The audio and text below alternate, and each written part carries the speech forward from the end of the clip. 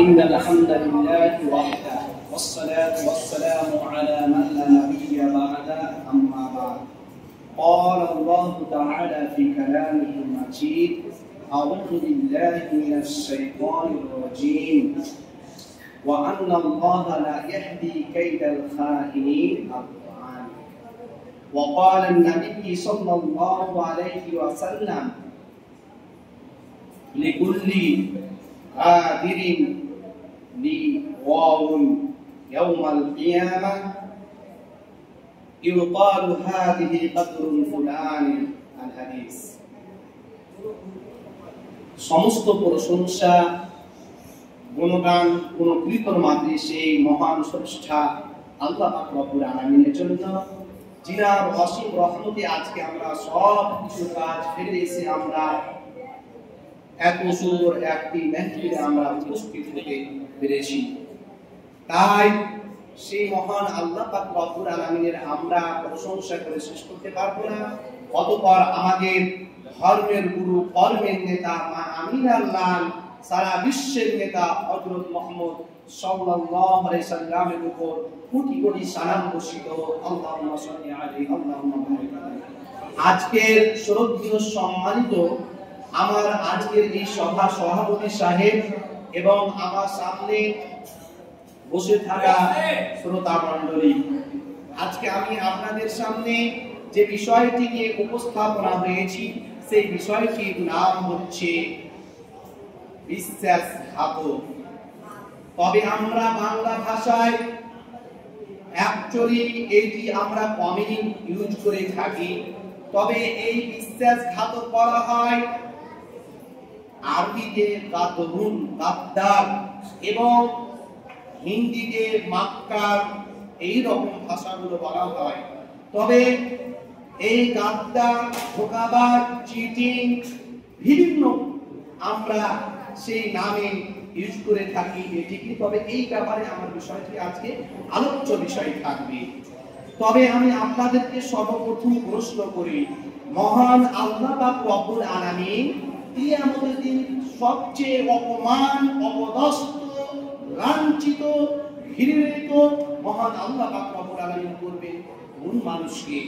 তবে আজকে আমরা যদি ইন্টারনেটের মাধ্যমে গুগলে সার্চ করি, যদি আমরা এই প্রশ্ন করি মহান আল্লাহ তাআলা কিয়ামতের দিন কোন ধরনের মানুষকে সবচেয়ে অপমানিত, লাঞ্ছিত সবার সামনে করবেন, সেটি হচ্ছে ধোঁকাবাজ, গাদ্দার, বিশ্বাসঘাতক। তবে কেমন এর ব্যাপারে আমি একটি উপমা দিই। দেখেন, এই যদি মহান আল্লাহ পাক রব্বুল আলামিন কিয়ামতের দিন অপমান করবে কেমন কথা, যদি কোনো মানুষের একটি পোশাককে খুলে নেওয়া হয়, মানুষের যদি কাপড়কে খুলে নেওয়া হয়, তবে সেই মানুষ দুনিয়ার মাঝে কত অপমান হবে।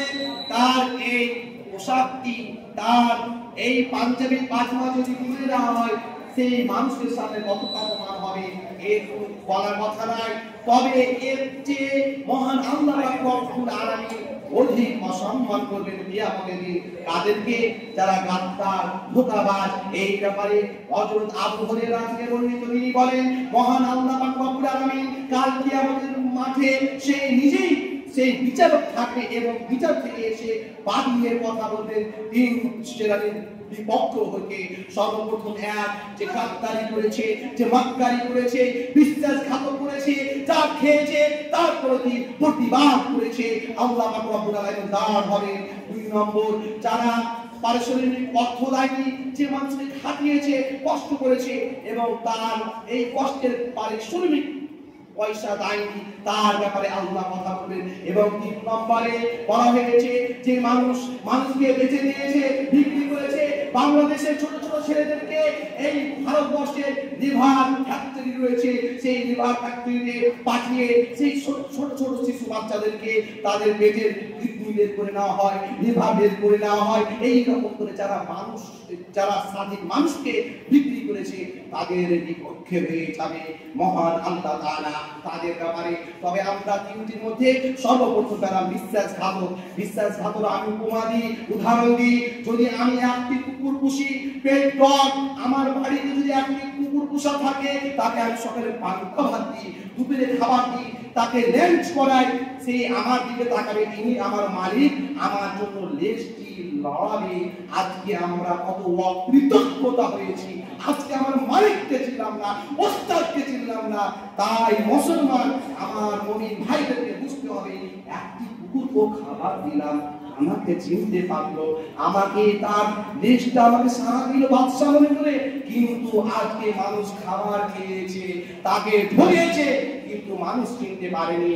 আমার ভাই, এই জন্য যারা এই বিশ্বাসঘাতক সম্পর্কে সূরা ইউসুফের মধ্যে আল্লাহ পাক রব্বুল আলামিন 52 নম্বর আয়াতে বলেন, ওয়া আন্নাল্লাহা লা ইয়াহদি কাইদাল খায়িন, নিশ্চয় যারা ষড়যন্ত্র করে, যারা বিশ্বাসঘাতক, যারা ষড়যন্ত্র করে, নতুন নিত্য কোন কথা তুলে ধরে, আল্লাহ পাক রব্বুল আলামিন বলছেন না, তাদের কোনো সফল হয় না সেই কাজটি, তাদের বিফল হয়ে যায়। মহান আল্লাহ পাক রব্বুল আলামিন যেন আমাদেরকে বুঝার তৌফিক দান করেন। এর ব্যাপারে হাদিসে বলা হয়েছে, মহান আল্লাহ পাক রব্বুল আলামিন কিয়ামতের দিন ওই বিশ্বাসঘাতকের বিপরীতে একটি পতাকা ঝুলিয়ে দেওয়া হবে এবং মানুষেরা চিনতে পারবে এই মানুষটি ছিল গাদ্দার, ধোঁকাবাজ, মানুষকে আত্মসাৎকারী, জায়গা জমি, তার বাড়ি গাড়ি অন্যায়ভাবে কেড়ে নিয়েছে।